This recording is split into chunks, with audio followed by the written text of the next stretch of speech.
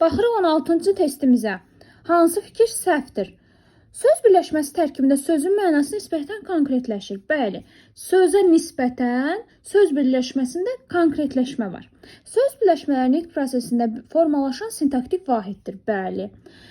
Cümlə bir sözdən ibarət ola bilsə də söz birləşməsi ilə müqayisədə dil vahidi sayılır, böyük dil vahidi sayılır. Bəli, çünki bitmiş bir fikir ifadə edir. İsmi birləşmənin asıl tərəfində feili bağlama ilə ifadə oluna bilməz. Bu düz fikirdir. Çünki məsdər feili sifət ola bilər, amma feili bağlama ilə ifadə oluna bilməz. İsmi birləşmənin bütün nümunələri sintaktik təhlil zamanı parçalanır. Xeyr, ikinci və üçüncü növ təyinin söz birləşmələri parçalanmır. Birinci növ isə parçalanır, amma istisnalar vardır ki, biz bunu bayaqları qayda soruşanda dedik. Orta əsrlər, yeni il, hər tərəf, bunlar istisnadır ki, bütövlükdə bir cümlə üzvü kimi götürülür. Burada götürülməli idi C variantı.